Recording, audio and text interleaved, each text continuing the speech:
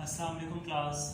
अच्छा वैसे आज का जो आपका टॉपिक है वो है जी properties of a relation in the database. ठीक है, जैसे कि आप लोगों को पता है कि लास्ट टाइम हमने देखा था कि बेसिकली रिलेशन क्या होता है, उसके किस तरह हम उसको बनाते हैं, कोई भी रिलेशन हम किस तरह बिल्ड करते हैं, वो चीज़ें हमने कल लास्ट टाइम जो है वो लास्ट टॉपिक में हमने देखी थी। ठीक है जी, तो आज हम देखने जा रहे हैं कि जो हमारा रिलेशन है उसके अंदर कौन कौन सी प्रॉपर्टीज़ जो हैं वो पाई जाती हैं। ठीक है, नंबर 1 पे हम बात करेंगे नो डुप्लीकेट रोज एग्जिस्ट। अब इस बात का क्या मतलब है, यानी कोई भी डाटा जो है वो डुप्लीकेट नहीं हो सकता।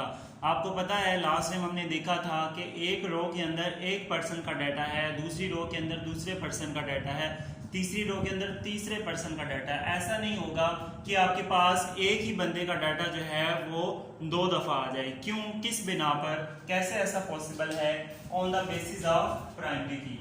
ठीक है जी, आपके पास आपके टेबल्स के अंदर, रिलेशंस के अंदर आपको प्राइमरी की का कॉन्सेप्ट मिलेगा। प्राइमरी की बेसिकली क्या करती है, यूनिकली आइडेंटिफाई करती है किसी भी एक पर्सन को।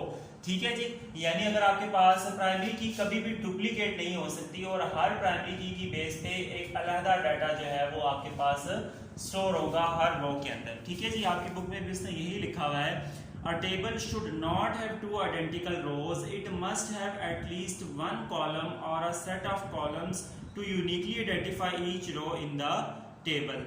Such column or a set of column is called primary key। यानी प्राइमरी की बेस पर आप यूनिकली आइडेंटिफाई कर सकते हैं किसी भी टेबल को। अब ये बेसिकली किस तरह से होगी, फॉर एग्जाम्पल अगर मैं यहाँ पे एक छोटा सा टेबल बनाऊं, ठीक है जी, इसमें आपके पास फॉर एग्जांपल चले मैंने 2-3 कॉलम बना लिए। ठीक है, ये आपके पास अब प्राइमरी की का कॉलम हो गया। ठीक है, ये आपके पास फॉर एग्जांपल सीरियल नंबर है, इसको हमने क्या कर दिया कि ये हमारे पास प्राइमरी की है। ये प्राइमरी की कभी भी डुप्लीकेट नहीं हो सकती, हमेशा अगर पहला 1 है, दूसरा 2 होगा, 3 होगा, 4 होगा, 5 होगा, 6 होगा, इसी तरह मतलब डाटा रिपीट नहीं होगा। ठीक है, इस तरह 1 में जो डाटा आएगा वो 1 का डाटा होगा, फिर 2 के, यानी इसी बेस पे आप जो है वो डाटा को मतलब उसमें रिट्रीव भी कर सकते हैं और नया अगर डाटा ऐड करेंगे वो भी आप इसी बेस के ऊपर करेंगे। क्लियर हो गई बात? अच्छा जी, उसके बाद हम बात करेंगे the order of rose is insignificant. अब इस बात का क्या मतलब है, यानी आपके पास जब कोई भी डाटा आपने उसको क्या करना है, उस डाटाबेस में से फेच करना है या डाटाबेस में से आपने उस डाटा को रिट्रीव करना है, तो उसके लिए आपको ज़रूरी नहीं है कि आपको लोकेशन जो है वो पता हो कि कौन सी रो पे। फॉर एग्जाम्पल अगर एक रिलेशन है या एक टेबल है, उसके अंदर थाउजेंड्स रोज हैं, ठीक है, तो उसमें ये नहीं है कि अगर आपके पास जो अगर डाटा जो है, जो आप डाटा रिट्रीव करना चाह रहे हो, अगर डाटा पड़ा हुआ है 1000 नंबर के ऊपर, तो उसके लिए आपको कोई मुश्किल पेश आएगी। ऐसा नहीं होगा, आप इजीली उस डाटा को जो है वो फेच कर सकते हैं। ये जो है आपके पास क्या होती है, इनसिग्निफिकेंट होती है। आपकी बुक में लिखा हुआ है the position of row in a relation is insignificant, a row is not identified by its location in the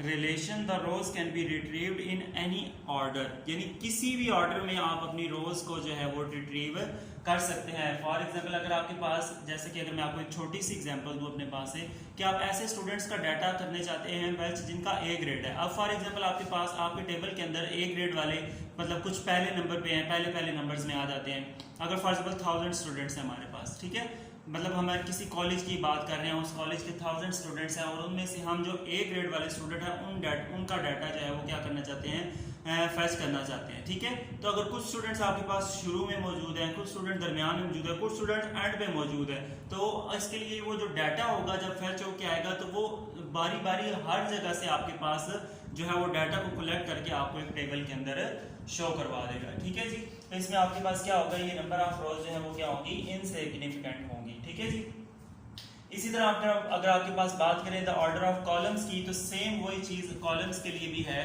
आपकी बुक से मैं पढ़ देता हूँ। The position of a column in the relation is insignificant, a column is not identified by its location in the relation, it is referred by it's name. आपको पता है कि कॉलम का कोई ना कोई नेम होता है। जैसे कि इस टेबल की हम बात कर रहे हैं, तो ये हमारे पास ये एक कॉलम है, ये एक नेम का कॉलम है, ठीक है, ये क्लास का कॉलम है। ठीक है जी, तो इस नेम के ऊपर हम डाटा को रिट्रीव करेंगे। इसमें आपको लोकेशन उसकी देने की जरूरत नहीं होगी, आप नेम लिखेंगे और वो डाटा उसका फेच करके ले आएगा। तो columns can be retrieved in any order, किसी भी ऑर्डर में आप इसको रिट्रीव कर सकते हैं। क्लियर हो गई बात? उसके बाद नंबर 4 पे वो बात कर रहा है कॉलम्स एट्रीब्यूट्स और all element are atomic. Atomic का क्या मतलब है, यानी हर कॉलम के अंदर हर एट्रीब्यूट की एक एटॉमिक वैल्यू होगी। ऐसा नहीं है कि आपके पास जैसे कि फॉर एग्जांपल अगर नेम है, नेम के अंदर आपके पास अली भी लिख दिया आपने, अली के साथ कॉमा डाल के आपने असद भी लिख दिया, ऐसा नहीं होगा। ठीक है, एक ही वैल्यू आएगी। हाँ अगर आप स्पेस से लिखते हैं वो तो फिर एक ही नेम बनेगा ना।